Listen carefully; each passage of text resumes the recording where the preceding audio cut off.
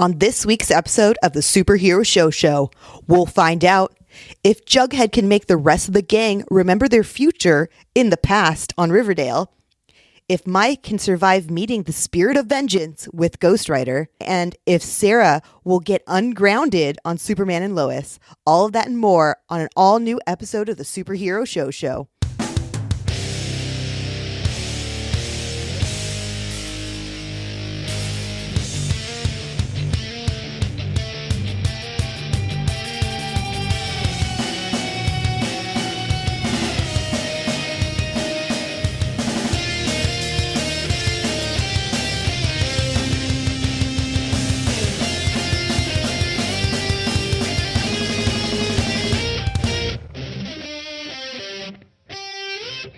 What's up, nerd, and welcome to the Superhero Show, the only podcast that covers every live-action TV show based on a comic book, and, sometimes ones that have, drawn pictures, like animated ones as well. I am your friend, the chaos person, I'm loud person. Hi, I'm Caitlin, and I will be your host today. And joining me are my other friends. They are quote-unquote friends, but they might also be enemies. The verdict is out. Ryan, are you team friend or team enemy today? Oh, I like to use the term frenemy. Or in Caitlin speak, when I go out in the sun, I sparkle and shine, and I will kill this wolf motherfucker the second he looks bad at me. Oh my God. Ryan came for my heart. What was that? You are a vampire? Yeah, of course I'm the vampire. And of course Mike, this fucking hirsute, is that how you say it? Sweat? Hirsute, gentleman over here, this hairy motherfucker, who is also, not only is he as ugly as Taylor Lautner, but he's also as bad of an actor as Taylor Lautner. It's Mike. I stink like dog and I fall in love with babies. Everybody knows I got rabies. I didn't know you watched that movie, but you know the rap, you know the theme song from the end credits. Just the fourth one. I've rewatched that one many times. It was actually performed by Paramore, so I'm really excited that you knew that rap by Paramore. Mm-hmm. It was really good. Look, Paramore, not other songs are hits. To hear Mike do it, it sounds more like Paraless. Ooh. Well, now I have to figure out if I'm Team Mike or Team Ryan today, but I think hard. you guys have to fight for your side, just like Jacob and Edward did in the Very Good movies Twilight. Wait, were we making a movie reference to the movie Twilight? You know what's going to be adorable? Not at all. Caitlin is Mike and I are going to fight for your love, but during the fight we're going to kiss and hug each other so much that actually Caitlin might not matter. It's just about this werewolf vampire romance. We look up, she's gone, and we go, what? Did she go home to play Snake on her flip phone? On my Nokia. It's almost as indestructible as his skin. Anyways, guys, about these things we're talking about today. What about these things? There's so many things to talk about. So many things, so many comic book TV shows. A lot on the CW right now. Christ. My CW app is running overtime right now. Oh my God, I turned on the CW app the other day and smoke coming out of the TV, so overworked, flames coming out of it. Is it because you're trying to catch up on Walker and All American? Yeah, and every time I turn on the CW app, I have to crank the edge of my TV just to keep it getting to where, yeah. I have to turn on a light and watch the shadows around the room in order to catch up on Supernatural season 17. Okay, you know for a fact Supernatural is done, and it's the show about their parents, called, of course, their last name is, I will remember at the end of this sentence, Caitlin, Winchesters. It's the Winchesters. Which one of the people from Supernatural, Jensen Ackles, is on too. So he shut the other guy out. Yeah, apparently. The guy found there's out a lot of drama. The guy found out there was going to be a prequel show in the trades, and it was like, "What the fuck? I thought we were all buddies." He was pretty sad about it, apparently. But we get to see another person from Supernatural, Misha Collins, on our favorite show, Gotham Knights. Is there a fucking single dumb show that Caitlin doesn't love? No, she loves the dumbest shows and only the dumbest shows. That's a me. That's a me. But yeah, no, Gotham Knights. I think the verdict is still out. I'm still watching it. I'm caught up on all 3 episodes so far. That makes me so sad. for you and your mental health. It makes us all kind of sad, but it's also not as bad as The Flash to me. So there's that. But today we are going to be talking about The Flash. We're going to be talking about Ghost Rider, Riverdale, and everything else on the poll list. But why don't we first start off by listening to Mike talk about Ghost Rider? And we're back. It's time to punish Mike. And what better way to do that than with Ghost Rider? Ryan, can you help us out with this? Of course I can. In 2007, a film 15 years in the making finally hit theaters. Instead of versions of Ghost Rider starring Johnny Depp or Eric Bana, we got Nicolas Cage, famous Ghost Rider fan, playing the spirit of vengeance. After Mephistopheles tricks a teenage Johnny Blaze into selling his soul in exchange for curing his father's cancer, which he does by killing him the next day. Cool movie. Blaze goes on to become the world's most famous motorcyclist with increasingly suicidal stunts. This stops when Mephistopheles' son, Blackheart, brings some damp and dusty demons up from hell to get the contract of San Verganza, which would give him the power to make hell on earth. Also, Sam Elliott is there. Taste buds, I ask you this. And this is Tasty Mike, right? Are you the only one? I'm the tastiest of Mikes. Is there anything dumber than hiding Nick Cage's gonzo acting behind a CGI skull? There's a lot of atrocities that this movie commits, but I cannot think of any worse than only giving us balls to the walls Cage twice while he transforms. So I'm sorry, they took his face off? No, they took his face in, I believe, because face off would be entertaining. But instead, shitty Nintendo 64 skull just slowly eats away at Nicolas Cage's face. Well, again, like the best acting I've seen him do in this movie in years is while he's changing, and then they're like, "Yeah, but put on the CGI. Let's put that over it." Why hire him at all if you're not going to let him cage out? Uncage the cage. Uncage the beast. Is this the Marvel character you would go with if you had Nicolas Cage and every Marvel character, let's say? I appreciate that this is one of his favorite characters. Uh-huh. But no. What character has the least amount on their face? I could see if they wanted to, if we hadn't had Norman Osborn be Willem Dafoe again, I could see him being that. Our Green Goblin, I could see him being... That would be amazing. Wouldn't it? Who's like an unhinged hero? If we didn't have the dude who... Speedball? John Bernthal, the Punisher, I could see Speedball into Penance. Into Penance. Well, let me ask both of you this. Onslaught? He has a very deep obsession with one particular character. So much so that His he kid is spent a named. lot of his fortune on Action Comics #1, and he was supposed to be the next replacement for Christopher Reeve. Do you guys see him as a Clark Kent Superman person? No. Absolutely Not at all. That's I would love to see that batshit version. And I do love you've seen the screen testing, right? Where he has the full on Yes, early I've watched the 90s screen mulleted, test. long haired Superman. But no, it would be my favorite movie. Tim Burton's Nick Cage starring Superman. I'm glad it doesn't exist. Superman with nipples. I'd love to see it. Well, yeah, everybody wants to lick Superman's Kryptonian nipples. That's not what Caitlin said. That's not what anybody has ever said. Oh, we were all thinking it. This is the writer-director. This is Mark Steven Johnson, who has gone on to do a number of other things that we'll discuss. But like Mike, like watching this movie, did you feel like that? Oh, this guy has a career making films. No, this gentleman hates Ghost Rider, hates Nicolas Cage, films. hates movies. Early on, the not the flashback, because it starts this way because it's 45 fucking minutes before we see Nick Cage become Ghost Rider, jumping on this Benny Hill ass motorcycle. It is lesser CW for so much at the beginning of this movie of just kids who don't really look like the actors you know they're supposed to become.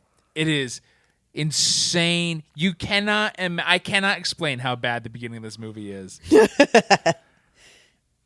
And then It doesn't get better. It's just not Oh no. kids doing that anymore. You have, because this is a punishment for you, you have to explain to us what bad means. So there's a couple ways that bad works, which means you had a great time on your couch laughing, or you sat on your couch feeling the punishment. I felt punished in every way. I would say his transformation was fun because at this point we're like 55 minutes in. And we see him finally, you see him open his eyes for the first time. And he's like, oh, yeah, here's what I'm hired to do is for this 30 seconds.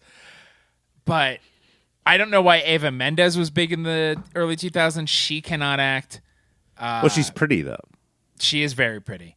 Johnny Cage, as an adult, does love karate chimp shows. That was delightful. I love Donald Logue. He's underused and sucks. Whoa. Donald Logue is great. Chimp. I'm sorry, you said karate chimp shows? The Chekhov's karate chimp is, he says, if you erased my Karate Monkey show again, I'm going to be so fucking pissed. And then in later scenes, you see him watching a chimpanzee live action in a full gi doing karate, and he's just chuckling while people are trying to talk to him about serious stuff. That's when that movie shined. Do you know you're doing the audience, our listeners, damage, because now we're all going out to watch this movie Ghost Rider because of what you just said. I will, Because there's a monkey. I will find the clip, the 5 seconds worth watching, and then put it out on our social medias. Here, I'll do the opposite. Cops try to arrest him after he ghost rides out for the first time, and he is a bootlicker and says, no, I want to become a motorcycle cop when my stunt career is over. And not only is that a douchey thing to say, he tries to be like, no, guys, I'm one of you. I would love to become a cop someday. A cab includes Ghost Rider. Fuck that guy. So don't watch it. Caitlin, this movie was directed by Mark Steven Johnson. I will Venmo you $4 right now. He directed this movie in 2007. If you tell me the movie that he directed in 2003, where they were like, let's give him another Marvel movie. In 2003? Yes. The Hulk. That's so close, but it's Daredevil. Ang Lee directed it in 2005 Ang Hulk. Lee directed that. But that makes a lot of sense. Daredevil is so much better than this. Think about what you said, Mike. Think about what you just fucking said. Like, this guy made Daredevil, a movie that was a flop in every way that you would use the word flop. And they were like, Yes. You know what? Let's give him Ghost Rider. You know what? Let's do 3 more lines of cocaine each. And then let's give him Ghost Rider. Why do some people fail up and we have only failed the way we have failed? That's so infuriating. Oh, I looked it can up, make and this dog guy's a shit Marvel straight movie. white male. So are we, unfortunately. Yeah, why aren't we failing up more? That's what I'm saying. Yeah. Eva Mendes, and here's the problem with the early 2000s and women. He leaves her when they're 17 because he made a deal with the devil and he doesn't want to hurt anybody, so he runs away. She runs into him, now she's a famous reporter, and he's like, Rebecca, we should, I don't know, grab dinner or something. And then she goes, no, fuck you, as she should. And then she just shows up to his apartment that she somehow knows where it is and just starts making out with him. What? Yeah. That's her forgiveness, being like, no, I know you're not really that guy that you showed me to be your whole life. Fuck this movie. It's Wes Bentley. Is that the kid from American Beauty? Was he good in that? I know there's a lot of issues with that movie, but I feel like people are like, well, he's a good actor, but he has done this and then The Hunger Games. He was the guy with the crazy beard, Seneca Crane. Oh, I know. I think he's a Yellowstoner. And good, because he cannot act. He is Blackheart. And I don't know, you got Peter Fonda you said Mephistopheles. That is the way it should have been, but it's Mephistopheles. There's extra syllables in here, they say. They Is that, together did I say the Marvel name of a character cat from Mephisto. Cats? No. Mephistopheles is the devil from Did I say Faust. Mr. Mephistopheles? Mr. Mephistopheles. Mephistopheles is the devil from the Faust story. Mephisto is the Marvel devil. They slammed those names together to make Mephistopheles. And that's who Peter Fonda from Easy Rider plays. And they're like, you know what? Peter Fonda shouldn't be in most of this movie. Let's get Wes Bentley to play Blackheart, the emo kid. He is out emos Tobey Maguire's Spider-Man 3 kid. Wow. I want to watch this movie, dude. Like, you're not making it hard. Like, you're making it hard to not watch this movie. You could have watched it with me in person this week, and you've refused. Well, no, but like, if I had watched it, I would have hated it. But to listen to you talk about it, I love it. They try to. Let me ask you this, Mike. Are you? Am I what? Let me ask both of you this. Are you guys Nick Cage people? Do you like? Is Nick Cage an enticement to watch a movie? Yes. I'm a National Treasure person, and I do want to watch that movie with him and Pedro Pascal. But other than that, I don't have like a big need to watch Nick Cage movies. That movie with him and Pedro Pascal is like the guy from National Treasure and a national treasure. No, Daddy. Sam Elliott is the narrator. And I love his voice. But then he also, and here's a movie that is so boring and does so little, shoves too much lore in. Because not only do we have to learn the legal ins and outs of the contract of Saint Braganza, we then have to learn the history of all of the Ghost Riders. He is Carter Slade, the Phantom Rider. They don't call him in this, but the Ghost Rider from when he was like, it's too much. Save that for the second one. Unfortunately, there is a second one. There's a second one? And I wonder if Mike is going to have to watch that soon. There was an initial character called Ghost Rider. It's a coincidence or like we just used the name again? No. Has to be part of the lore. Gotta make it part of the lore. This has to be part of the lore. What's crazy is looking in to the history of the character Ghost Rider so there's the original Marvel character, the Ghost Rider. And then they're like, hey, I want this Daredevil villain to be called like Stunt Cyclist. And he'll be like this. And somebody's like, no, we're going to call him Ghost Rider and cover him in leather. I just invented him. And then they argued for years who invented him. And then forgot that there was already a character called Ghost Rider. In that era of Marvel, they were like, what shitty movies are people watching? Oh, motorcycle movies, blaxploitation, kung fu, horror movies, werewolf movies. That's how all of their characters came about. So they were all stealing and cheating the entire time. And yet, cheating, coked out, let's go to court. Right. And then let's go to court. Because I invented a flaming skull. Let's sue each other because, you think that you came up with werewolves? Well, this is you came up with man wolves? Well, this is a wolf man. Well, the good old days. Oh, Mike, I think that's about it, except for any last sentiments that you'd like to say about Ghost Rider. Would you say watch it or no, please do not watch it. There is a scene. Ghost Rider has been shown to be pretty invulnerable. There's a scene for no reason after he Ghost Riders out. Eva Mendes shows up to his apartment for another time, and she is sewing up his wound. She is a professional TV reporter, and she's sewing up his wound, and they're just talking. How did he get cut? Movie. How did he get cut when he was invulnerable? What is happening here? There's a scene missing, and it makes no sense. But the scene that comes after, it's just there. I will say, Caitlin, if you're going to decide between watching Ghost Rider or watching the footage of Mike watching Ghost Rider, where he was just pouring gasoline on his head and then like having a lighter like right here, like I'm going to do it. I wanted the flaming skull. I would watch the Mike footage. Ooh. Wow. Well, that's a compelling argument to watch or not watch Ghost Rider. But thank you for doing your service, Mike. We appreciate you. But next, we got to go to our main event, which is Riverdale. On this week's episode of Riverdale, the gang is back in the 50s.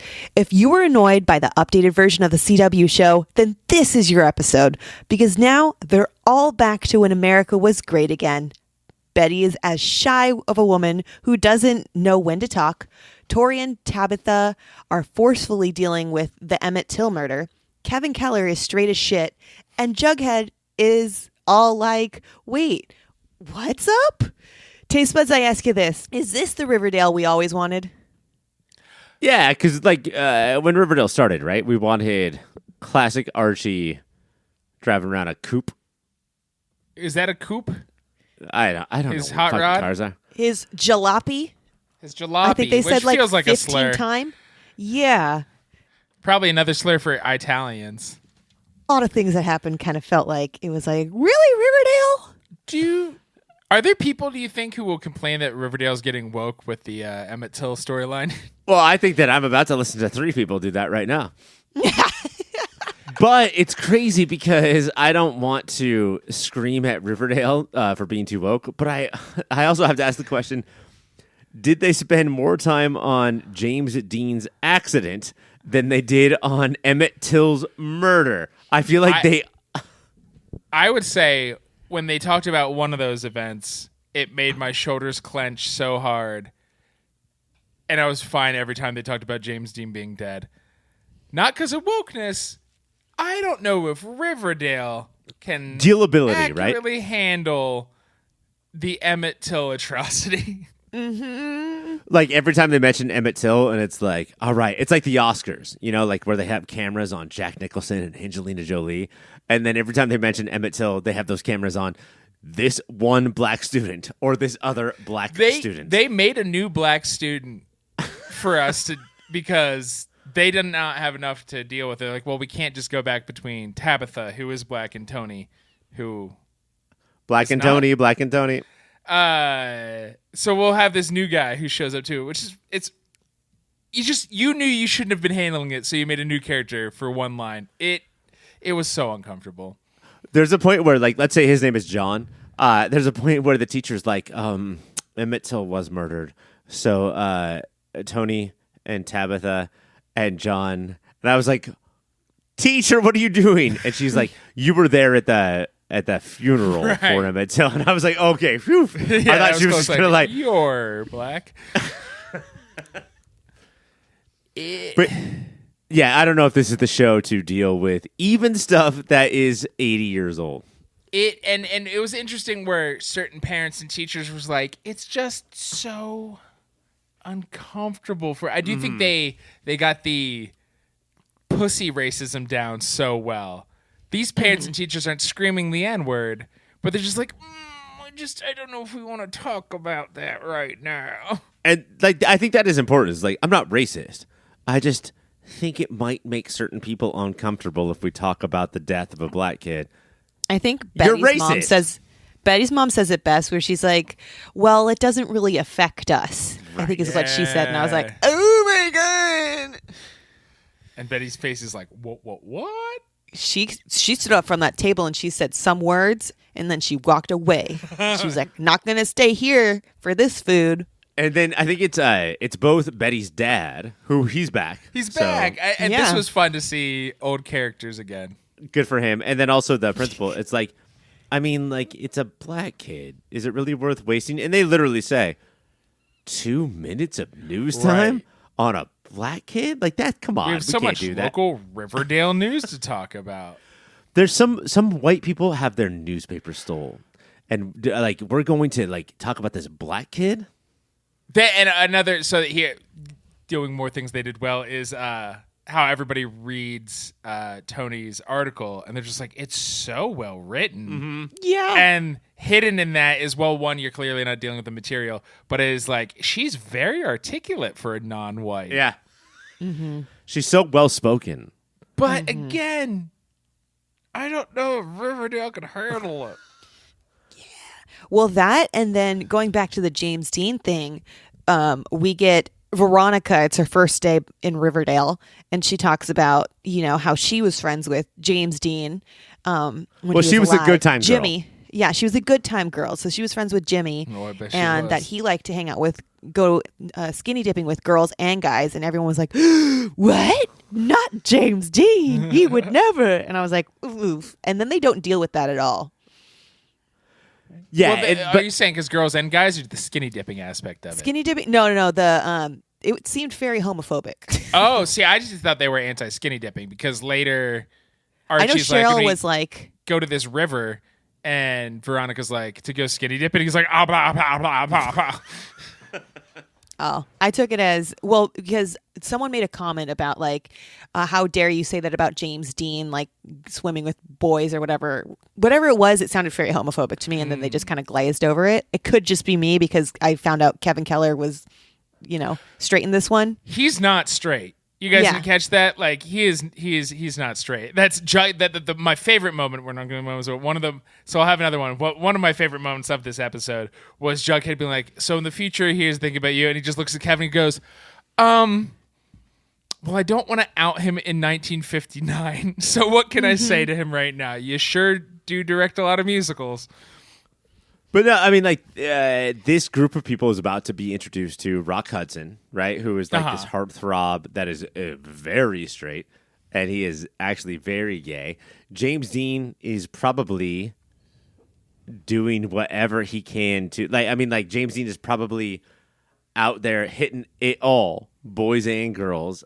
Starting in this movie with Sal Mineo, who we don't even hear, but like Kevin Keller is sort of based on Sal Mineo from Rebel Without a Cause. Oh, really? So that, I mean, like, I sort of think that like it's all like, let's just not say the word. It's almost like if Ron DeSanctimonious, or if I can call him, what's the other one? Meatball Ron. If Meatball Ron is out there saying just like don't say gay, and that's not true. James Dean probably touched a couple of wieners in his day. Who Oh my God.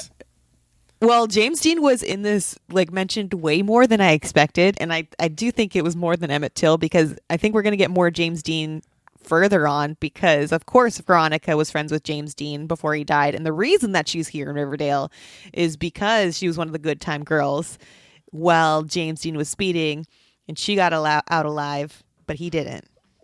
Okay, so this is, I'm going to offer this up as one of the worst scenes in Riverdale history. And guys, you know what That's that means. saying a lot. That's an important thing that I'm saying. That not only did she use the term for herself, I was a good time girl, but she straight up says, like, look, actually, if I think about it, my parents never paid attention to me, and so what I do is I go out and I cause chaos and I do bad things, and I think that's just because that, like, there's a hole inside of me that I'm trying to fill because my parents didn't love me and they loved their show, and so what I'm doing with you is like I'm trying to hook up with you, but am I trying to hook up with myself? Holy shit, we have an entire season to go. Character, can we probably have 3 episodes in the 50s. We got to hurry this shit along. Can we maybe explore what this is before you fully go off and explain everything? 17-year-olds in the 50s were very in touch with what was going on beneath the surface in their mental health. I'm sorry, Mike. Do you mean like 1 year after they created the term teenager, teenagers were all out there going like, wait, holy shit, this is me. Now that I know I'm not working in a factory, this is me. I do believe Veronica to be one of the greatest showmen. One of the other characters, Cheryl. So Cheryl is, I guess, she's more B plot. They don't let Cheryl shine at all in this. But one thing she does do is exposes Veronica as a liar, because Veronica said she was here and gonna be a big star in an upcoming movie, but that's the not Natalie true. Wood So movie, Cheryl Our Town, outs her. right? Yeah, Our Town. Once that again, their parents are directing. Once again, Cheryl is the most interesting character because she finds the line between Jughead's I know that I'm in a TV show and Veronica's I know that my dialogue is written by TV writers who don't know what they're doing. And Cheryl finds that line of like, look, I'm in the show Riverdale, which means I'm gonna do douchey things and I'm gonna like say spicy stuff, and like that's why she always is the MVP of the show. Mm-hmm. She had was her one moment, and I was like, this hit so good. At the very end, we have Jughead, who this whole time he's the only one that understands that they moved from a different timeline. They're from the future, and that's how they got here in the 1950s is because some comet hit. They held hands during Bailey's Comet. So they ended up in 1955. Have you guys ever walked up to a bar and ordered a Bailey's Comet, which is half Bailey's, sweeter half than you'd expect? Let's not forget. Let's not forget about Angel Tabitha, who also knows about this. Who was chronokinetic and is Riverdale's angel, as we all have known. Yeah, we definitely know what chronokinetic mean. I thought that was some sort of icy thing. What does it mean? Based on my nerdy life and my having gone to school for words, I think it means she can move time the way telekinetics can move items with their mind. But fucking who knows? No, she exists in every... This is an Umbrella Academy character in the middle of Riverdale. Yes. And we just have to be like, all right, Angel Tabitha. And I guess she has been like that for a while. And now we get two Tabithas, the 1950s Tabitha, who, after this random white guy who's like, hey, let me help you out. And she's like, yeah, I guess maybe I should. Why don't we go camping forever? That's And Tabitha, right? It's Tabitha and Tabitha. Yes. And then Tabitha comes back and she's like, hey, fucking, I gotta erase your brain because you're going to mess up the 50s. Yep. She's like, you're already messing with the timeline. I need you to stop remembering things and showing these people what their future is going to be like. Which, so I have to give the show credit, go. Give the I show have credit, to give the Ryan. show credit though, because they're dealing with all right, fine, we can't report about Emmett Till, so we'll read this poem by Langston Hughes about the Emmett Till death, and then they're still censored that way. Like, people are upset. And guys, 4 years ago, this would have sounded so weird, but now this is like, oh fuck, this is sort of how our life is now. I mean, with CRT and all of this stuff, it's like, no, this episode hit different, and not subtly, not smoothly, just different than it would have even 2 years ago. Right. You could see, that'd be awesome if this episode gave a teenager in Florida the idea to now, I'm going to read some Cy Jones poetry over my loudspeakers. Unfortunately, much like Jon Stewart and fucking Doonesbury, Mike's favorite, Doonesbury, it only speaks to the choir. Mike, nobody's reading Doonesbury except for you, bud. Should I read it over the loudspeakers? And Yes. then be and then in this cartoon, he looks a little smug. I would love for you to get tackled by school security because you read Doonesbury over the high school speakers. Fucking Doonesbury. Where do we think? So at the end of this episode, Tabitha and Jughead kiss, and my fear was this is the 50s. There's already race issues going on. Somebody's going to firebomb Pops because they see a black woman and a white guy kissing. Was that your fear? Because my fear was it's about to go to slow motion and the song from Drive is going to play. That was my fear. And your fear came true? My fear came true, guys. Mine did not. Jughead freezes, but now none of our characters remember the future. What is the show going to be for a while? Yeah, because Bailey's Comet isn't hitting for 2 years. And that's when Jughead thought that, could go back. they were going to be able to do something, get back. And we're all talking about #Gregdale, right? Where Yes. the entire show that we've been watching has been Jughead writing these shows. But he runs back and he writes 3 words. What are And that's those it. 3 words? Justice equals octopus. We don't know what that means. But I think like when you wake up from a dream, it's all faded now. Uh-huh. But So then what he if finds we're- his future beanie. Could this be it for the rest of the season? I would love if the rest of this show is just a straightforward 1950s set soap opera. That would be the boldest things Riverdale has ever done. I mean, could we do a thing where we had Veronica's parents produced I Love Lucy. Uh-huh. So could we have an I Love Lucy show, an Andy Griffith show, other shows that nobody cares about anymore? Mr. Ed. The famous Mr. Ed. He's a horse. He is a horse. He's a talking horse.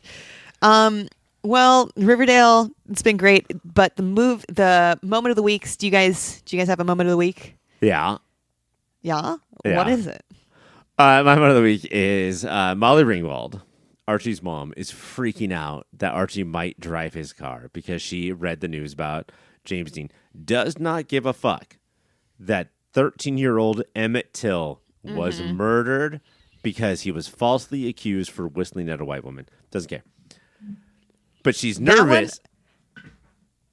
That one was wild because they were talking about, I think this is what they were trying to do. They're talking about how Emmett Till's mom published his photos from his funeral, and Yes. everyone was there was that reaction. Then there was the reaction of James Dean's pictures of his car being wrecked. And when they showed in the classroom, they showed Emmett Till's pictures finally, and that you can hear from the background some kid in the back of the room going "That's fucked up."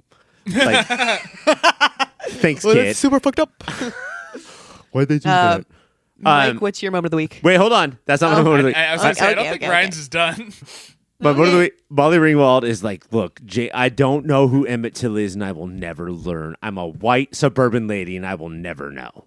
But I do know that I do not want you to drive anymore because of James Dean. And the reason is because what is on your car? But flames. There's flames on your car, and to me, that means that your car goes faster and is probably closer to death. She's so concerned about those don't actually make your car go faster, folks. It's just paint.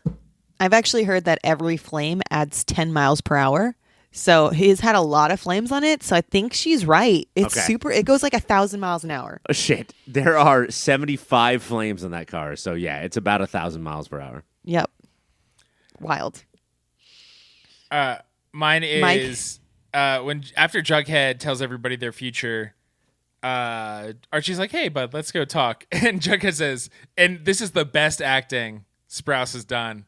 It goes, "You're not going to beat me up, are you? Because you're really violent in the future." You fucking love violence, bro. That made me laugh legit out loud.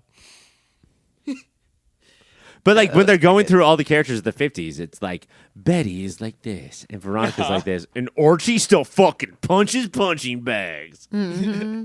Archie's the same.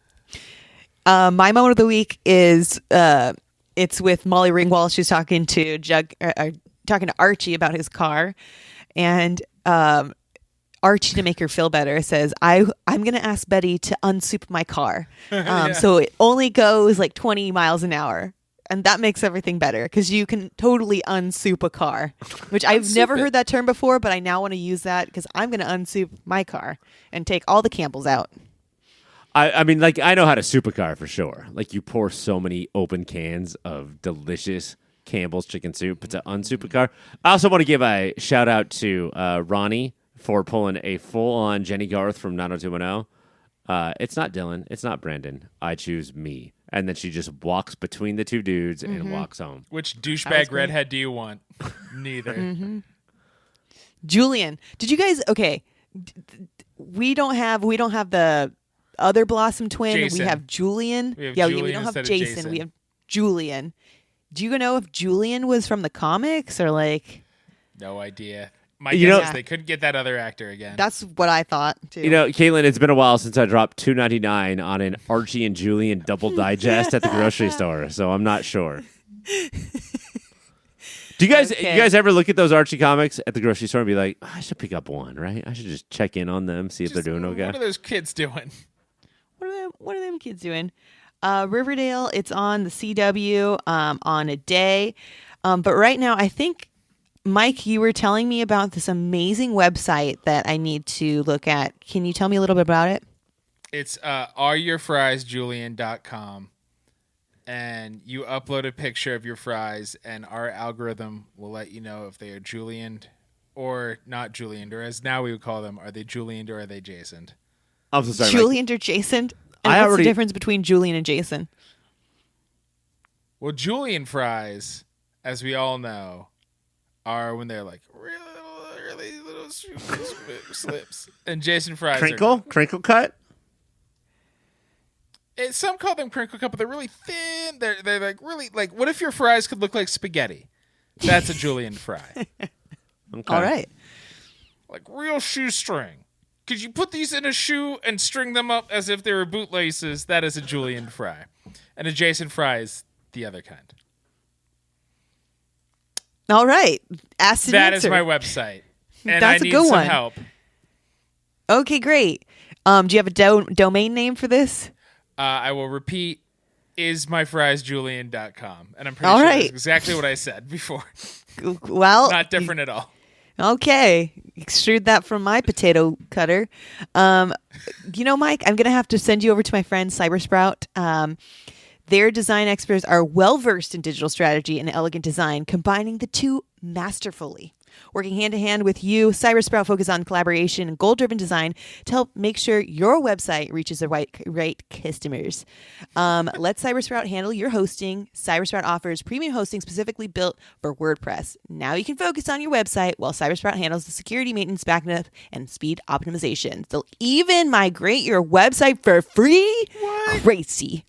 Visit cybersprout.net to get started. Cybersprout, your partner in digital world. Your digital. You are my digital baby. Coming up next, we're going straight into the poll list. Meet me there. And we're back, and it's time for the poll list. First up is The Flash. On this week's episode of The Flash, Iris and Nia fall into a fever dream and explore different possibilities for their lives. Taste buds, I ask you this. Do you want question A, question B, or both? Ooh. Both. I want to just B, honestly. All right, just B. Just B is okay. So real quick, question A is like, hey, we're in the final season. Do you think we should maybe move the narrative along and not have fever dreams? But we're gonna move on to B. Have you guys ever been so sick or so hot or whatever where like you dream the most fucked up shit and then you wake up sweating? Like, have you ever had that like, oh my god, I'm flying and now there's a dragon or whatever sort of dream? I once woke up crying because everybody I loved at the time was barbed wire tied to a rock and murdered in front of me. Oh my God. Shit, dude. Jesus. Legit dream I had in high school. And crying out of happiness? Yeah, I was just like, thank God somebody did it.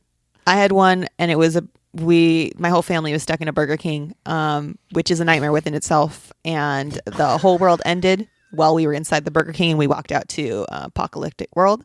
And that was my nightmare, and it was scary. And I woke up with a fever too.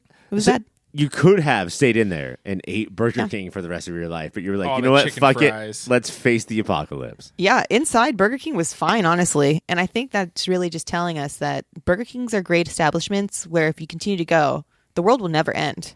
You know what's crazy, Caitlin, is I once got busy in a Burger King bathroom. Yeah.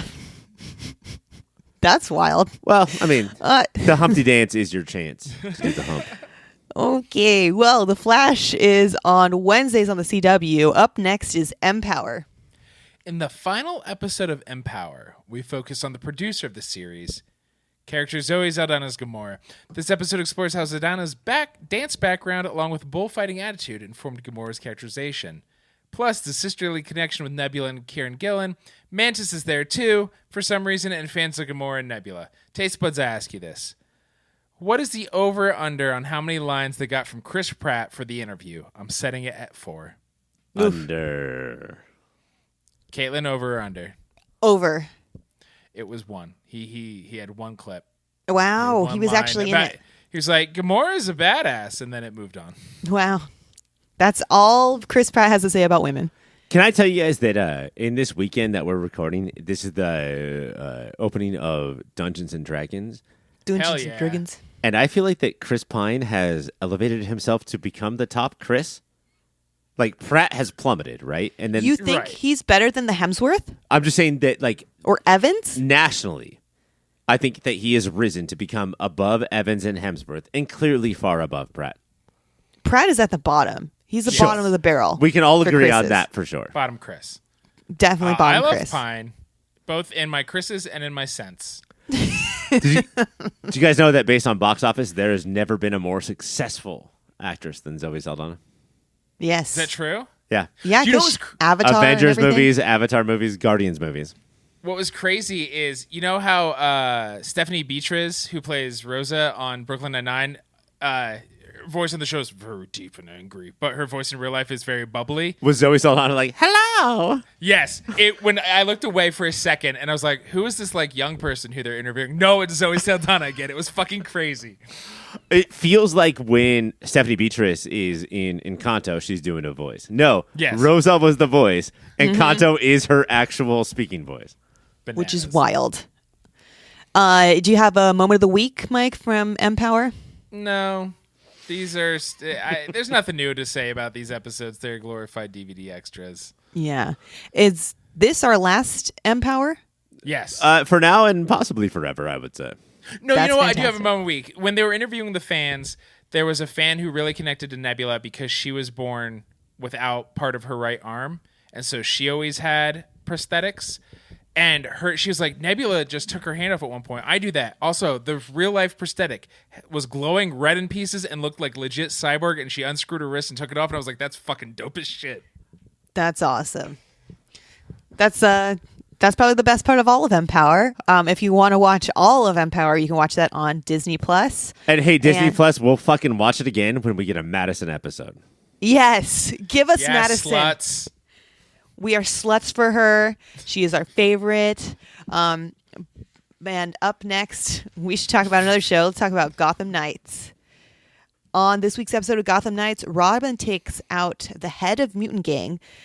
So the Mutant Gang retaliates by trying to take down the cops who try to take credit for taking down the Mutant Gang. They retaliate by trying to gas everyone at the Founders Gala. Meanwhile, all the kids decide to bond over daddy issues. Taste buds, I ask you this. With no Court of Owls and lots of daddy drama, do we think this show has the capability to turn into a good show? No. But let me ask you this. Did the Mutant Gang have glasses that are like Bebop Yes. or Cyclops? Rocksteady? Yeah, Yes. like that's Dark Knight Returns. That's kind of cool. Although I do like that. They looked so cheap and like not cool and didn't seem like they were effective. It was, those there's like cheap like red light bands that you can get to like help with puffing your face or something like that. obviously. Have you seen that before? Yeah, we No? wear those all the time. Yeah, whatever. That's what they looked like. They didn't look good, and it also looks like they had no visibility out of them. Yes. So that is Frank Miller's Dark Knight Returns. The only thing more Okay. iconic than the Mutant Gang with those glasses is, and Caitlin, I'm asking you, in episode 3 of Gotham Knights, did you see a woman with pasties, like no shirt, pasties, but they were in the shape of swastikas? Was that know it? what? That's I the mid-season didn't. finale. Was that Yeah. in this CW show? Probably next week's episode will have that. Probably episode 4 of Gotham Knights. I will finally- jump on board if that happens. Why, what Mike? Else could Why? They do? Because what else? 'Cause of could they wanking? do? Because of wanking, etc. You dang wanker. Yeah, so this episode it seemed like a filler episode the way that everything was framed. Nothing really happened to move the whole plot of the Court of Owls, and we really didn't learn anything new about the characters. We knew they all had daddy issues. Druella's daddy is Joker, so that's an issue within itself. Forgot her name was Druella. Druella. Yeah. Cruella. Robin never had a daddy, so she looked at Bruce Wayne as her dad, but he never looked at her as like a daughter. And then she's jealous Also- because whatever his face's name is actually did have him as a Thurston? daddy. What is his? Honestly, I can't remember his name. I can't remember his name. It's been 3 episodes that I've watched, and Why? The main Why character, are I you doing can't this to yourself? remember. What is pulling you through this show, Caitlin? I think it's the fact that it's a new show, because like I won't go and watch The Flash and enjoy it, but I'll watch this and be like, I'm okay after watching it for some reason. His name is Turner. It came back to me. But it's not a good show. Like nothing about it is good. I just keep watching it, maybe because I hate myself or something. But There's better. Go watch Perry Mason on HBO. Stop watching. The Perry Wire? Mason. The Wire. One thing that made that it was just like very Batman for me, there was a gala. And of course, whenever there's going to be a gala, everyone's going to come in and gas it, right? Oh, yeah. And do That something gala to gonna get everyone in gassed. there. The people inside are not safe, obviously. So when they announce that there's going to be a gala with all these police officers that they're going to be honoring for taking out the mutant gang, it's like, obviously this is going to get trashed, and we know exactly what's going to be happening. And nothing was surprising in this episode. Dude, Harvey decides to run for mayor, and it's like, okay, cool. We knew this was going to happen. It just, as new and fresh as it's trying to be, nothing is new and fresh. Everything it? seems old. what do you mean it's I trying feel to be like new it's- and fresh? It's trying I to be feel like- old and stale and failing at that. The people, it seems like the writers are trying to be edgy and try something new by having all these new characters with different names. And Like saying throwing fuck in- Batman, we already have Yeah. Titans, and that's a bad show. Yeah. So I think it's bad. It's a bad show. I don't know if I'm going to watch episode 4. I did Yes, 3. you will. And would I think bet I did- money you'd keep watching. I don't think I'll do it because I have Superman and Lois, and we'll talk about that one next. Dude, speaking of this, all of this gala shit, there's a gala coming. This season premiere of Succession, they announced 7 parties that are coming up. Connor's getting married. There's all of these things that are coming up, and you know what that reminds me of? Everything has to have a party at the end. Every episode has to have a party at the end. You know what that reminds me of? The OC. It's the OC. Gotham Knights. Why don't you just be fucking Atwood and Brody and just why don't you just do that? Why don't You you already have a had Brody. a Batman show with Atwood. It was called Gotham, and we miss it. It's so sad. Caitlin, we know your past with Smallville. Yes, a lot of episodes. You've seen them all. Did you do that with Supernatural? No. Well, Supernatural I started and I watched I think 7 seasons of all like Okay, so 7 that's seasons of it. That's 140 episodes, but you didn't. Yeah, it was a bit. But You it's didn't only watch a the final third 100? of the whole show. I watched up to season 11, I think. And I had like 13 seasons. I didn't watch the last 2. Just because it featured Jensen Cackles and his giant ankles? I'm telling you, the first 5 seasons were really good. That's not true. It is. Go watch it. It You know was what? actually really good. For every season of The Wire you watch, I'll watch a season of Supernatural. Wow. Is there like one season of The Wire? There's 5. 5. Oh, okay. It's fair. It's fair. All right. Maybe I'll watch The Wire. Isn't that cool though? Like when people are talking about the things they like, just to be like, "Oh yeah, The Wire." That's how you prove you're cool to other people. It's because you like The Wire. Yeah, because I like The Wire. For Gotham Knights, my only moment of the week is Brody, which is the 30-year-old man who is playing a 17-year-old boy, and has Bad the wig. hots for Stephanie, who is just a blonde friend of Batboy. She's just a blonde friend. She's a blonde friend. She quote unquote is not a hacker. I don't know why she's here. She's just a character who's a friend.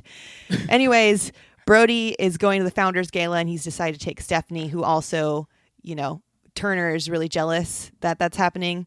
So Turner throws a little fit and then Druella calls the Founders Gala the Brodeo, and that was my favorite part of this whole episode. I gave a slight chuckle and that was it.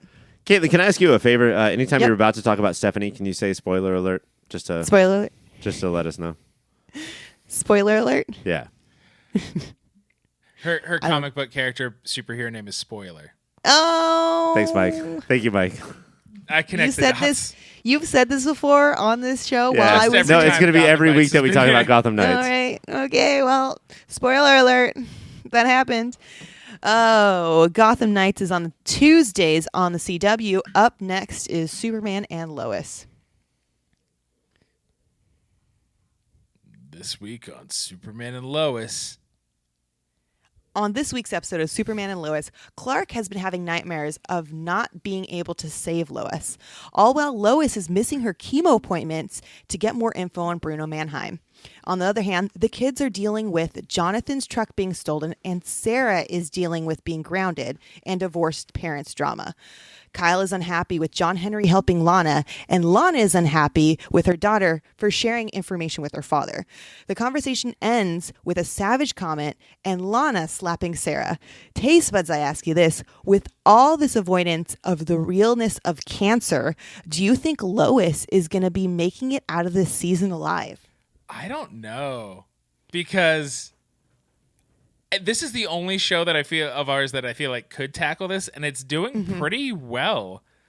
I thought they were going to kind of drop the cancer this episode because like they like did a lot with it last episode, and even the episode beforehand, like they did it really well. And this one they leaned even farther into it, and like it's devastating because you can tell like Lois doesn't want to lose her independence. She doesn't want to lose any part of who she is because of how chemo is going to be treating her. She doesn't want to be looked at differently. Elizabeth Tulloch is such a good actress when she delivers the monologue of like why, and Clark's like, why do you keep missing these? And her monologue about she'll lose her hair, her energy, herself. Like it was like it hit in a way no other CW superhero show could have pulled off.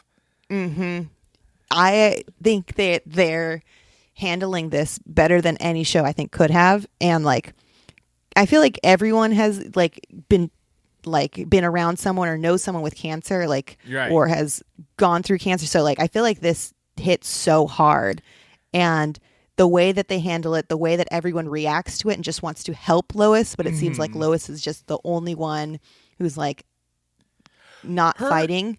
Her shitty teenage boys wake up early, rare for a teenager, to make all of her favorite foods because they've heard chemo can change how you taste things. That's adorable and heart-wrenching. And then she doesn't want to eat any of it. It's adorable. And then Natalie, who from another world is her daughter, Yes. gives her a watch that she had made for her mother. It's incredible. Sad. Ugh. It's so nice that this late in the Arrowverse, and we can argue about whether this counts or not, that CW can still pull off entertaining, well-made, well-written, well-acted shows. Because based on everything else they've done, hard to believe. So Cancer is like, I don't know, for that one hit the most for me as like one of the main storylines here. But then there was also, they were like, oh, let's tackle both cancer and divorce at the same time. Because we have Kyle and Lana are divorced now officially, and Sarah is stuck in the center. She is the only one that has been punished after this big, huge party from last week. And it's because she was the only one that lied about it. Yeah, the rest of the kids were like, hey, we're going to go to a party. And the parents were like, all right, just don't drink. Yeah. And she completely lied. Her mom didn't know where she was, so she is the only one that gets grounded. Well, it's also that her mom just got attacked by... I don't know if we know the villain's name is Onomatopoeia, but she just got attacked by Vagina Face and Vag Face, and a few crazy things might have happened in this town, and her mom knows her daughter does not have superpowers, so she's a little on edge, and Sarah is dealing with it like a whiny teenager, not a mature, grounded teenager.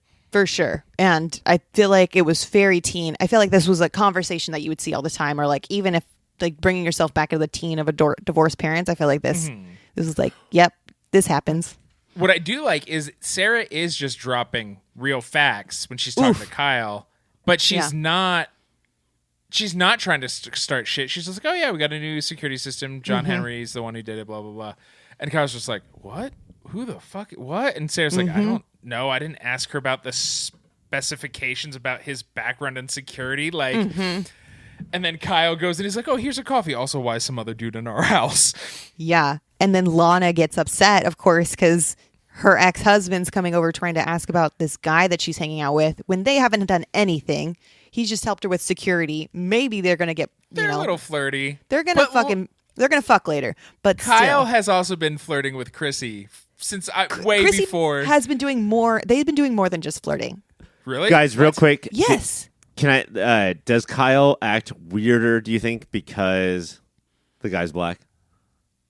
Oh, and it is small town Kansas? Yeah. You know what? That might be some subtext going on. Mike, you said that last week, and I listened last week, and you said that. I was like, yep, that's going to happen. And for sure, that happened. I don't remember last week at all. Yeah.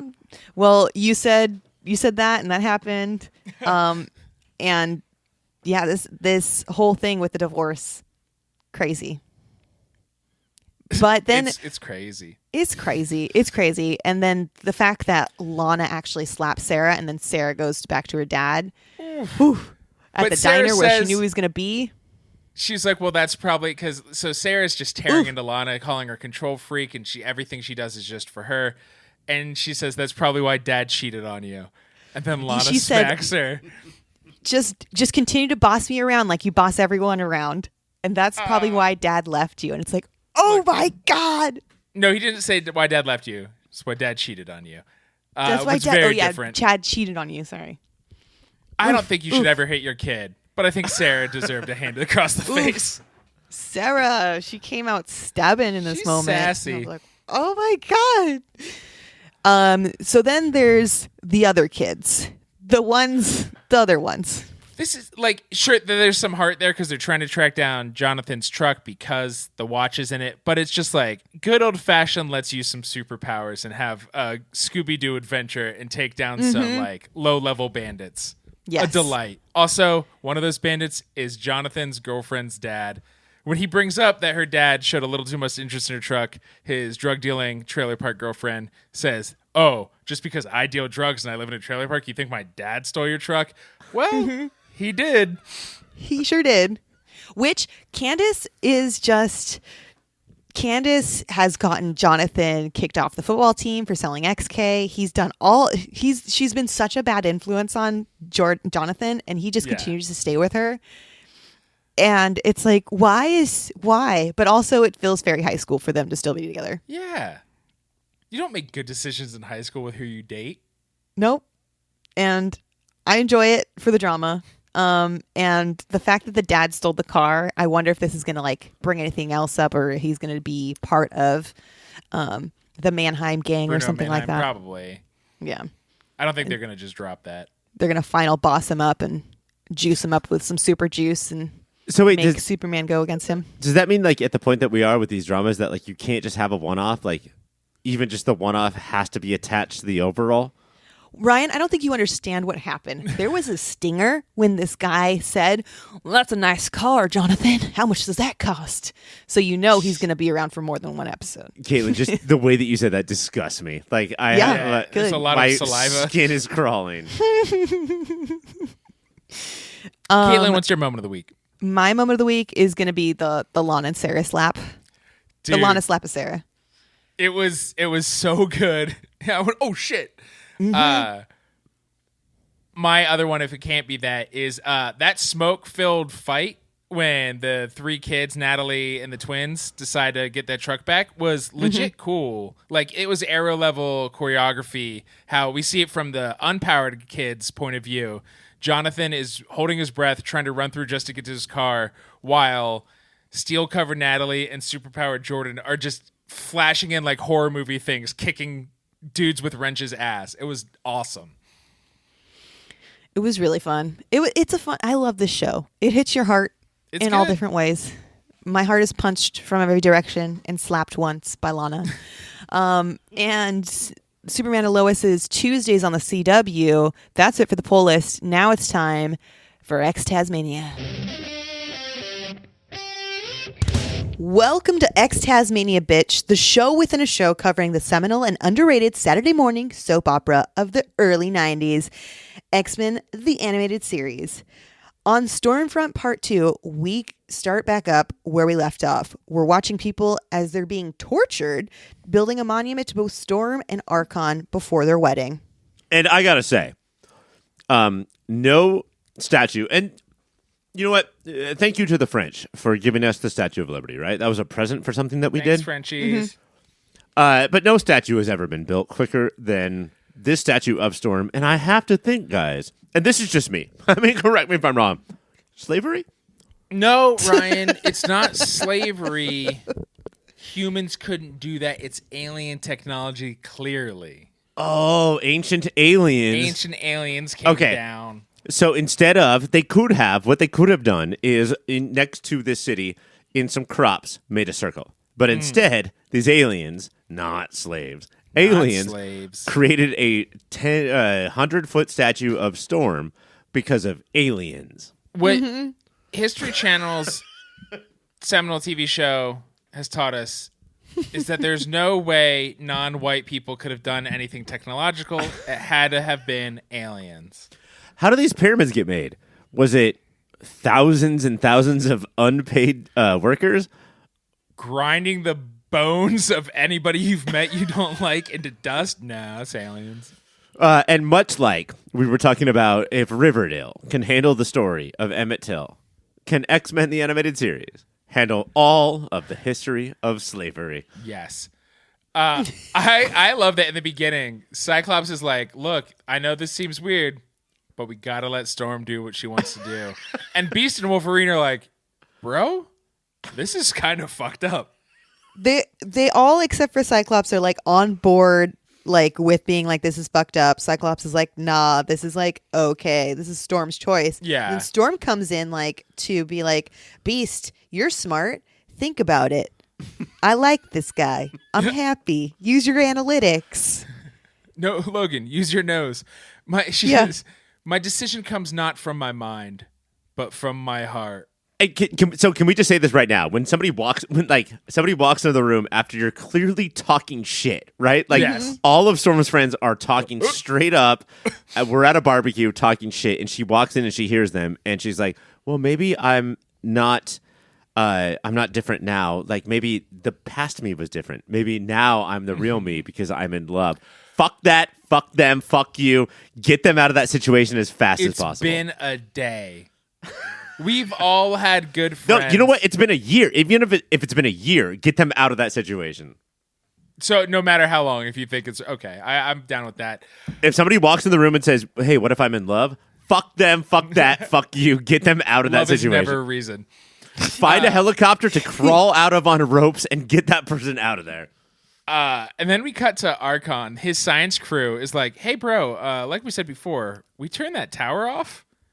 This whole planet's gonna be fine, buddy." Which Storm said last episode. Mm-hmm. And he's just like, that does power our slaves and robots who control our slaves. So Yeah. I don't know about that. Let's just invade our neighboring planet. And then the guy who came to him with like all the facts, he's like, "You're so right.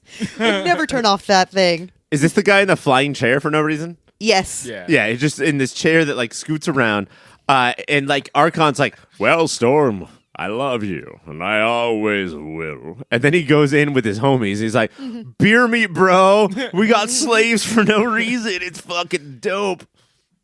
And then, I want to know who are the people aside from Archon on this island or whatever that get to benefit from all these slaves and workers. His friend, his one other friend, his floating 'Cause it- chair friend.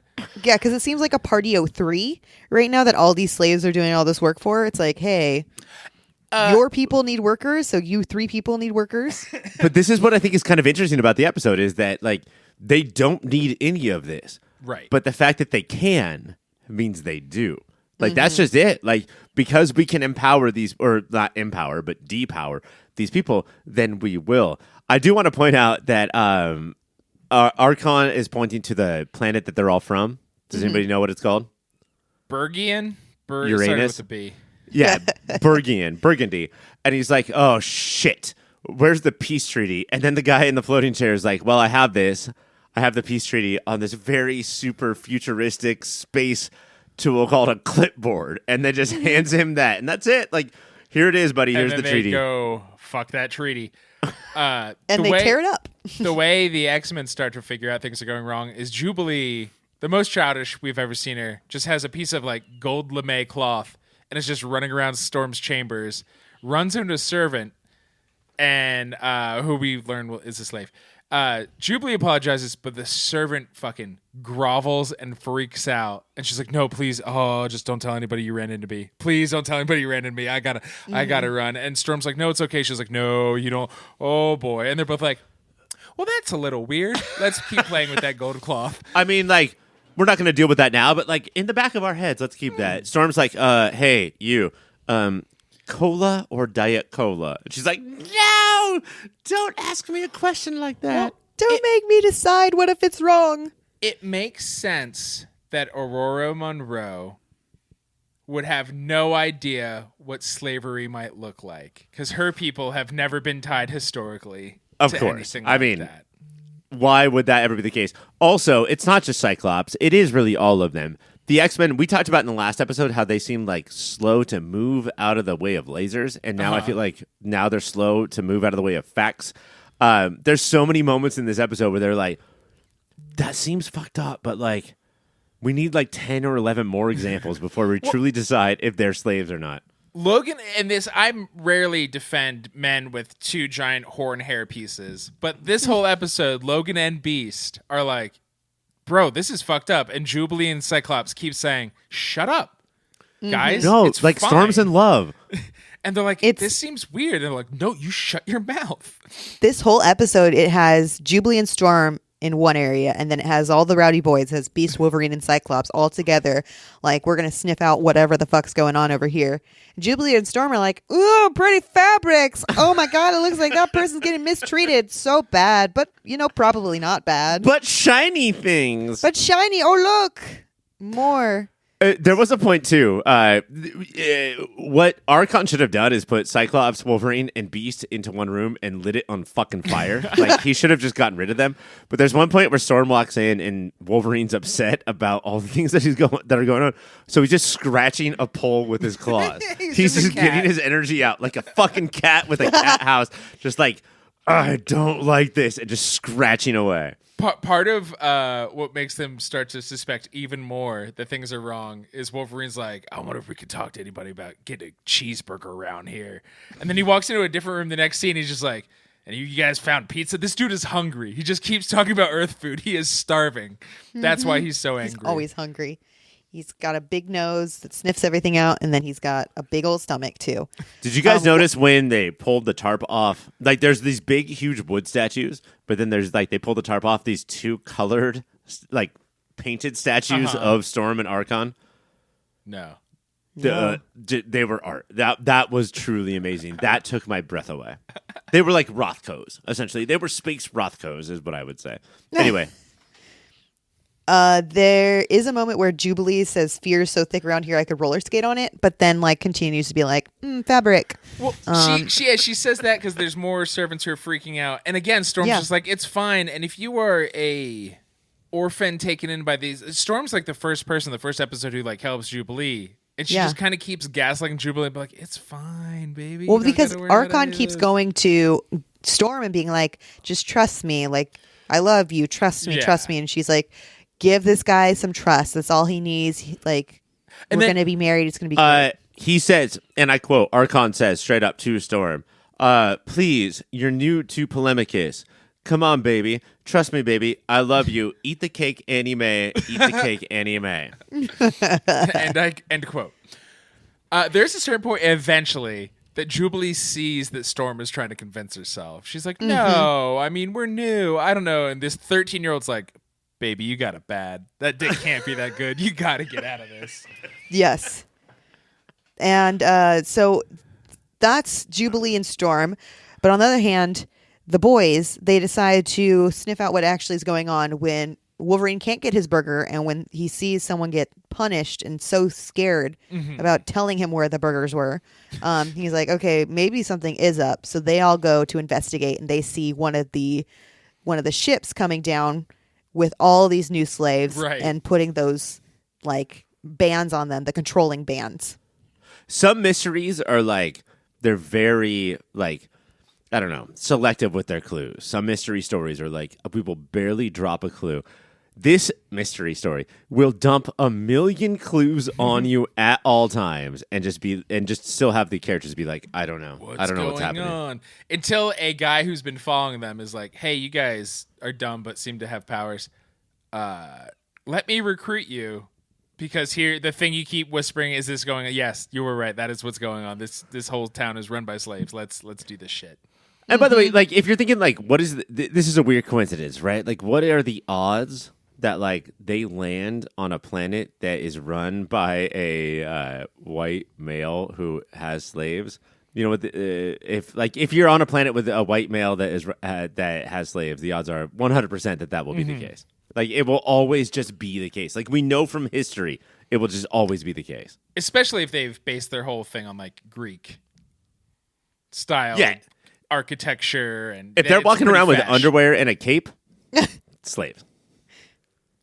So they all have to work together in order to take out, all these people and free these people who are going to be turned into slaves. And they have to face a ton of robots. So many robots. And laser beams, dodging laser beams, and Beast actually takes a hit. And he gets shot. Well, they all jump into a portal back to Storm's palace. And then they storm the palace by breaking through the wall. That's how they enter dinner, as Storm sadly looks at their plates that are empty. Oh, my God. Well, first they have to bandage up Beast, and he has an annoying little bandage on him the whole rest of the episode. A cartoon bandage. It's a cartoon injury. It's just bandages around the arm and the chest.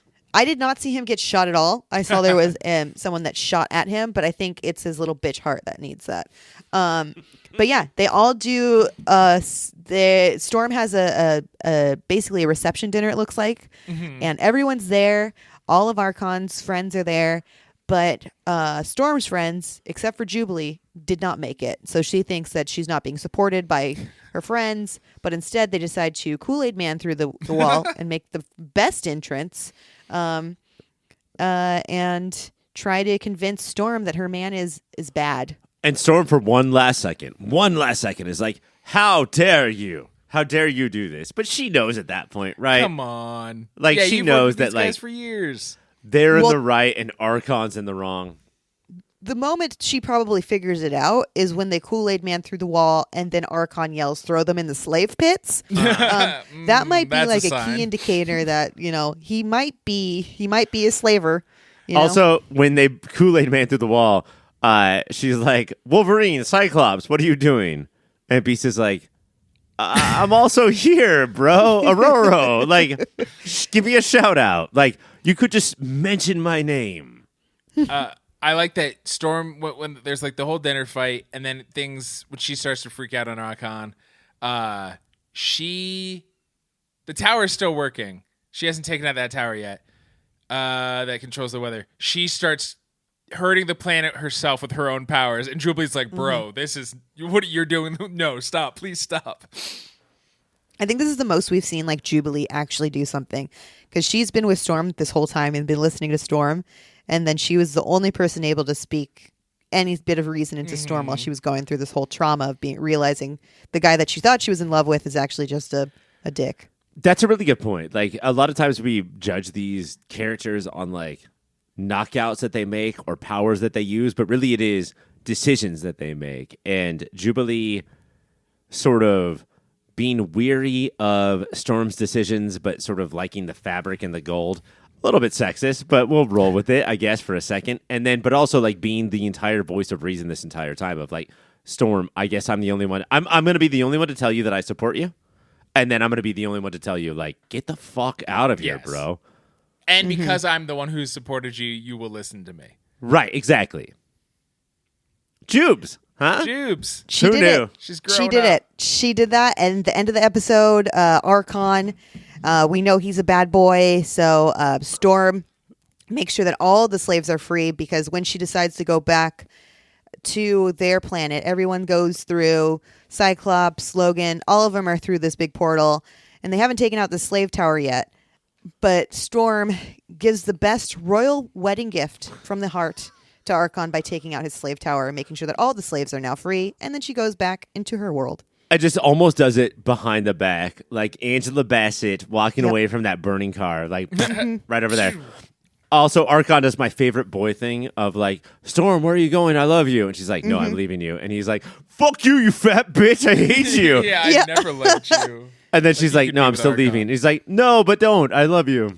He I said, love you. as she's leaving, she's like, "The slaves," and he's like, "The slaves, what are they to our happiness?" And Storm's like, "Oh, buddy, I gotta get out of here." I feel like you don't know what I'm trying to hear here. And then we get to see they're all back at the mansion. Last thing we see is just really, really sad Storm. Jubilee wants to go help, but Wolverine says she's got to take this one by herself and deal with this heartbreak. Wolverine goes to stop Jubilee from going to see her, but accidentally stabs Jubilee with his claws, and Jubilee dies. Every It's other fucking terrible. week. Just stabby.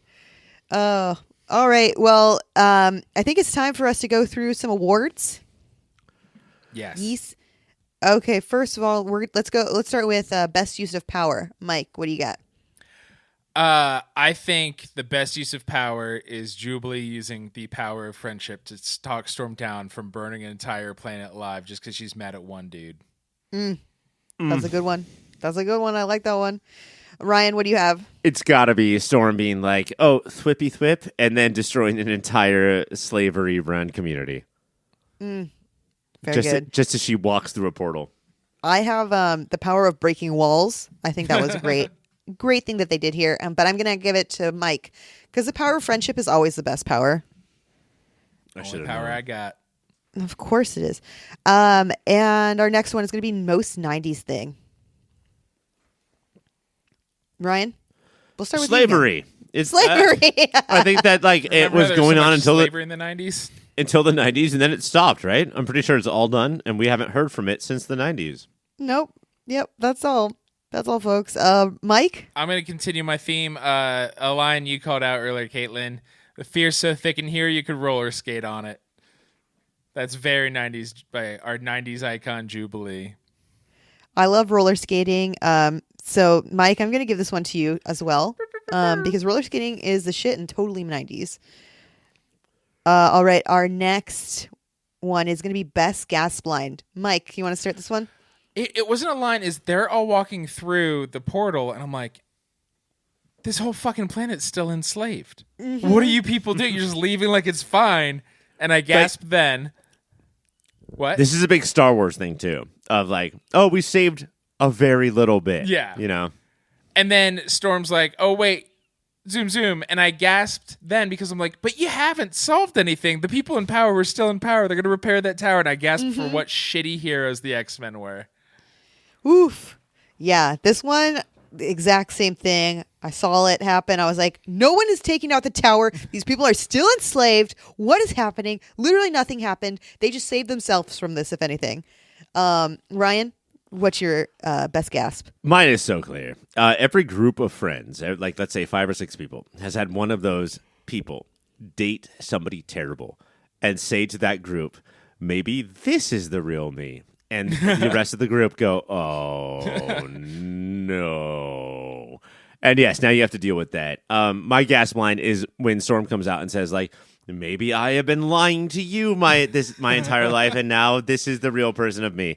That's a gasp. That's a gasp. I think this was a gasp-filled episode. Ryan, I'm going to give that one to you because, yep, it's real. It's real. It happens. Yep. We can all, I mean, listeners might not know who we're thinking of, but all 3 of us are thinking of like 3 to 5 different people right now that have said that shit to us, and we want to strangle them. We're thinking of all of them, and we hope they're thinking of us too, because that'd be cool. Just to be thought of. Just to be thought of. I really like it. My ears are ringing. All right. Next award is LVP. Who is our LVP? Mike. I think, based on the fact that she let herself be convinced after a day to marry this guy and then talked her caring friends down over and over and over again and then barely helped slaves at all, it has to be Storm. Wow. Storm. Wow. First ever Storm first LVP. ever LVP nominee. LVP because she's vulnerable and she wants love and she's after a day? Yes. After a day. You know, someone said they liked her, and that's what happened. Yeah, someone who looks like Storm. Nobody's ever told her after a day that they like her. Okay. Oh, Ryan, who's your LVP? This is so fucking clear, Caitlin. In the third act, when the full battle is going down, and everyone is attacking everyone, and we need to be saved, we need to be rescued, there's this one guy who has one portal ball. And he's like, I was saving this for an emergency. Bitch, that emergency is right now. Why would you even say that? Like, the whole world is coming down on top of him. And he was like, well, I was saving this for what? Christmas 2024? Shut the fuck up, bitch, and throw your fucking portal ball. He's the LVP. Eventually, what if I wanted a Powerball? Cyclops is like, yeah, this is a fucking emergency, bro. He throws his portal ball. But, like, he should have done it a lot sooner. Oh, yeah, for sure. Wow. And before Beast was shot. Yeah. And Caitlin, the LVP is certainly not Storm, who has had a rough go through and like been on a roller coaster. Storm had to go through some shit right here, and I definitely agree. She's not our LVP. My LVP was actually Archon for being a really bad villain because he was very open with his slaving, and just hide your slavery better, bro. He was like, you want more secret slavery? I want, if he's going to be evil, he's got to be doing some secret slaving and not have his people so shaky and stuff like that. That's some bad villaining right there. Hey, TikTok, thanks for tuning in. My name's Caitlin, and I'm going to show you how to keep your slave secret. Caitlin, if you want secret slaves, have I got a prison industrial complex to show you? Oh, well, Ryan, I'm going to give that to you because I don't want secret slaves to win. And we're going to want them to lose? You want your slaves to lose, is what you're saying. Take down my tower. They must be free. Lastly, let's talk about our MVP. Ryan, who's your MVP? It's obviously Storm for figuring out exactly who she is as a hero, as an X-Man, as a person, as a woman. It's just Storm for knowing that Archon would have led to more slaves. And she stopped herself from being a slave to love. Sounded like a poem. Mike, who is your MVP? It's not love if it's just a day. That's lust. She wanted those abs and nothing else. She wanted that dick. And that big Archon dick. It's Jubilee. She's finally earned it. Fuck? It took 5 seasons. MVP. She talks it out. She knows how to be a good friend, but knows how to stay in there so Storm would actually listen to her when she's the one who speaks up and being like, this whole shit's fucked. Mike, real quick, I have a very serious question. Did you think it was weird, though, when Jubilee ran out into the battlefield and then all of a sudden a card came from behind her and landed on the battlefield next to her? I did think that was very strange. That was very strange. And she's like, they're following me everywhere I go. And then how Storm ruined a battlefield and you only had one turn Nobody left to else play is on it. allowed to go here. And then Cyclops did literally nothing. He's just like, I'm here. This game is great that I've never played. It's so I understand. fun, Caitlin. I understand all of these references completely, and totally Just remember all of play your Marvel MVPs. Snap. Oh, I have a new segment. We shout out characters to Caitlin, and she tries to guess what their She powers are. guesses And what I their bet powers she could gets be. pretty close. Well, except for Jubilee, who brings a card out for no reason. Like, that one's just bad. Well, it's because she needs to either be rescued or have a real hero there with her. Okay, I guess it does make sense. There's too much I don't understand here, and I think it's time to move on. So I got to crown a winner. Right now, it's tied Mike and Ryan 2-2. So whoever takes this, it's Jubilee versus what was the other? Who chose Storm. what? Ryan said Storm. Storm. Oh fuck! Wow, I'm gonna give it to whoever said Jubilee. Who was that? Yes. It's What the me. fuck? All right, it's Mike, and I think it's Jubilee's first win here. So Mike, congratulations, you've won Thank this you. week's I episode couldn't have done it without of Jubilee. XTAZ. I think you should high five everyone you see today. That's your curse/blessing. There you go. You have it. And that's it for today. But I think we have to do a couple other things right before we leave. I think we have to talk to some people that aren't here right now. So we have to kick our friends out. Well, I don't want to go. I'm enjoying talking. I would love to leave. Michael. Walk, walk, walk, walk, walk, walk, walk. Michael. Walk, walk, walk, walk. Please don't call me Michael. My parents call me Michael. Walk, walk, walk, walk, walk. Mikhail. Mikhail. Mikhail. So now that I'm here all by myself, I'm going to bring in some of my bestest friends. This first person is actually just a piece of toast. And this piece of toast is going to tell me some great things. He's actually taking Ryan's mic. Piece of toast, can you tell me a little bit about some websites? I'm just a piece of toast, and everywhere I go on a website. One of the websites I go on is obviously popfilter.com, except without the M. Okay. Popfilter.co. Thank you so much. Is there another website that you go to maybe to support us? Oh, Give us some little monies. everywhere I go, I always try to go on popfilter something that rhymes with popfilter.co/Amazon. Wow. Toasted. You got it. That was nice. Also, patreon.com/yourpopfilter. Put it in the toaster. That was fantastic. I'm a piece of toast. Yep, he sure is. Butter that bitch up and send him right out of here. He's done. And thank you so much, piece of toast. I'm glad you're here. Someone else is actually going to be coming on right now and talking to us about a little bit about our other shows that we have here on the network. It's actually a banana from Bananas and Pajamas taking over Mike's microphone. Wild. It's so great to have a celebrity on here. So glad we could finally get a banana here. Can you please tell us about some other shows, Banana? Hi, Caitlin. It's so good to see you. Oh, man. It's so great to see you, too. I've never been so starstruck in my life. Did you watch my show back in the day? I did. I watched B1 and B2 go up those stairs every single day. We went up those stairs. We went down those stairs. We Yep. chased teddy bears. Yes. Those were the days. Those were my favorite days, too. B2 Now- or B1. Wait, which one are you? I'm B2. Oh, my God. You're my favorite. How'd Thank you know? Do you have any money? Do I have money? Yeah, I 'cause actually don't. where I used to chase teddy bears, now I'm chasing that horse, if you know what I mean.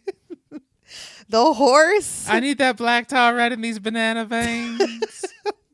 You know what? You were a star back in the day. What else should I expect? I'll try to hook you up. Life is so hard for a former banana star. There's not Maybe- much call for it these days. Maybe our previous guest Toast has some good connects to black tar heroin. Oh, Toast, he said some ugly things in the green room. I'm so sorry you had to deal with that banana. Mostly, he kept acting like his thing was I rhyme, but he never quite rhymed. I was confused. I'm just a piece. Did you call me? I'm just a piece of toast, and everywhere I go, I'm made of heroin about I'm something just that a rhymes piece with of heroin. toast. I don't mean to boast. It's so easy. Fuck you, banana! I'll See, fucking this is- kill you. I don't like this piece of toast. We are not part of an all balanced breakfast together. But what superhero show shows what you listen to, rate, subscribe, review, and then also, of course, we have Movie of the Year, which is back going through 2002. They only have 80 more movies of 2002 to get through, I believe, and everybody's gonna love it. Wow. Incredible. Fuck B2 this shit talking banana. Toast- Bop. Ooh. Well, okay. That's not a well, rhyme either. That nothing. There was some Buddha boops though, so I feel like that meant that everyone left. B2, it's been an honor having you on here. We hope to have you back some other time, but you've got to go. Toast, I already kicked you out. We can't have you here anymore. That's because we have to have our next guest come on to talk to us a little bit about social media. And oh my God, we have another star. It's the bear from Bear in the Big Blue House taking over Ryan's mic. Oh my God. You and your long neck. They were always on my TV and I loved you every time you talked to the moon. Wow. Can you please tell me about social media and about your life? I can. If you hand me that bottle of honey, Sam, I can't. Yeah, of course. Anything for you, Big Bear. Help me out of this chair. Oh, here you go. My I'll knees help don't. ya. Oh God, feels so good to stand up. The chair's fabric is stuck to the back of my legs. Oh, Oh God. Okay, what did you want me to do? talk about some social medias, Big Bear. Big old bear in the house of the blue. My house is smaller than I am. Why would, as a real estate agent, why would you sell me this house if you knew that I was so much bigger than this house? There's couch fabric on my legs, and I just want a glass of honey. Just give me a glass of honey, and I swear to God, I'll leave you alone. I'll give you $7. I will give you $7? I have $7 in my back pocket if you just leave me alone. You know what? I don't even want the honey. Just leave me alone. I You will leave- happily take $7. You take my $7 and you leave me alone, Missy. I've dealt with your fucking drama for the last 6 years of my life, and I will not do it for another day. I've lived in a house that's too small for me. And all across this country, bears are living in houses that are too small for them. So you take my $7 and you never speak to me your drama again. Do you understand me? Wow. I mean, this is our first time meeting, but I will indeed take your $7. I am also someone with a small house. Yes, please. I have a runaway daughter, and I'm putting her bare face on your face, and I am screaming at you like I would scream at her. She's a tiny bear in a giant house, and I'm a big bear in a little house, and I resent her for everything. All I wanted was for her to have a better life than me, and she did it, and I hate her for it. I hate her for it. Wow, Bear, I really just had you on here to talk about social media, not about like your housing issue. Are you here? Are you going to help me today or give me that $7 you promised? I'll take either, honestly. You can see that I am poor.